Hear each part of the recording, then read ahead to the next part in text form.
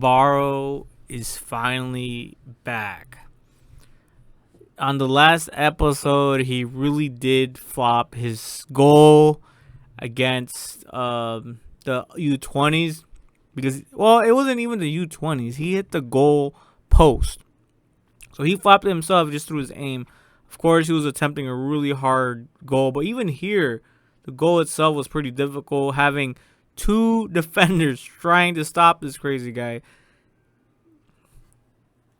But you guys can see here, this dude, with all his might, with all his power, with obsession towards Isagi, was able to just blow through the two defenders against him. Plus Sai, plus Rin. He pretty much intercepted everything. And imagine this, guys. Imagine this. The only reason this was an incredible goal, extremely crazy goal, was because, like I said, he was up. It was a 2v1, so there was two guys on top of him. And not only that, but as Isagi was passing it to Rin, it was like a full throttle kick, all right, guys? So this kick is coming in like super fast.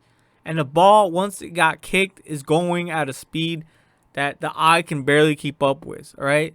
But Barou somehow was able to take away that pass to Rin. Of course, you can see here everyone is celebrating. But he was able to intercept it. And Rin was supposed to make that goal if things were, to go as planned. But as you can see here, Barou was the one who, despite all the odds, made the goal. And that's why after this play, Rin was just like grilling him like, bro, how did you do that? How did you know? And then he explains, long story short, the only reason he was able to make that play is because his obsessions towards Isagi and his obsession towards Rin, since they both have perfect, they're perfectly in sync with one another. He sees Rin as just Isagi. So we're gonna skip the explanation of that. But yeah, he said, as you can see here, he says he was erased.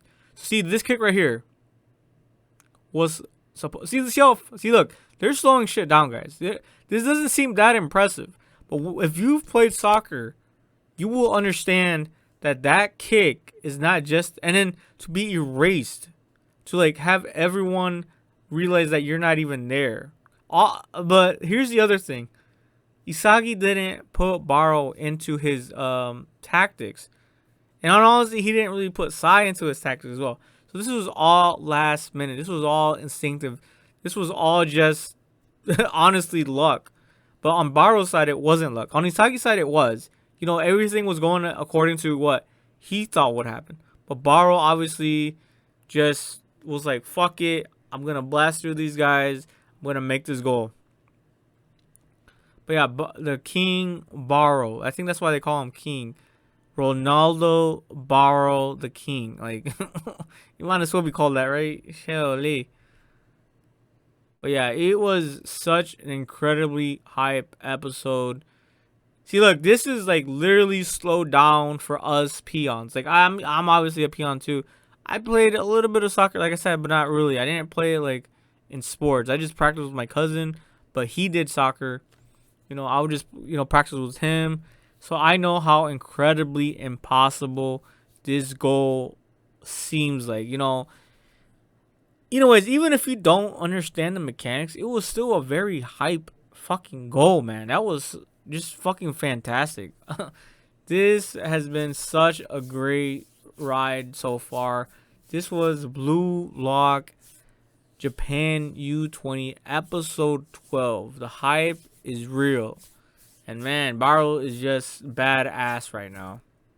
But yeah, honorable mention though to Rio, and honorable mention to Gin for stopping Shido and Sai's flow, because they had no way of stopping Shido at all.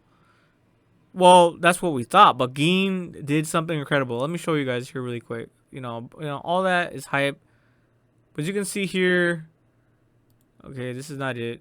Yeah, he stole the ball from Rin. This is what happens here. He stole the ball from Rin, gave the ball to Sai right here, and then Sai passed the ball to Shido. Okay, and then you see Bachara here trying to encounter, but he couldn't do it. He couldn't do it. And then here, Sai ultimately passes it to Shido, and then yeah, Rio couldn't stop Shido either. He wasn't there yet. Shido is just a beast of his own. This could have been a really bad for them. But you can see here, Gin, okay, he says, I'll stop it. All right, hold on, we gotta back up a little bit. We gotta hold back a little bit. Yeah, look at his disappointment. So let's a little bit more right here. So right here, boom, Shido shoots for the goal, but this bro dived down, but the ball swirls up. Now here where it gets juicy, and this is where I gotta give my props again. Honorable mention to Gin, bro.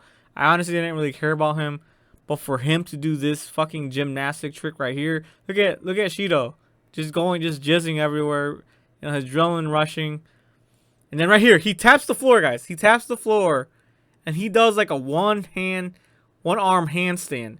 Fucking stops the ball with his foot, doing a one arm handstand flip type of thing, bro. You're not gonna see that anywhere. That was incredible. That was an amazing save. And then you can see Shido here is crying like a little yeah. And this is what led up to Barou scoring his goal. Imagine that, guys. Everything here that has happened leads up to Barou making his goal. And of course, right here, Rio, it's a 2v1 again, right? 2 offense versus Rio. And then Rio was able to pull off something that Nagi did right here, as you can see here in a bit. Let me go a little bit forward here. So he stops it, does a Nagi special, and is able to pass the ball to Nagi himself. It's funny. So, but yeah, that's just an honorable mention, bro. Like, Barou legit stole the show with his crazy goal. But yeah, that's what started everything that led up to Barou's goal. Amazing fucking episode, guys. It was cool to see. It's cool to see how everything just turns out. That is all, guys. Peace.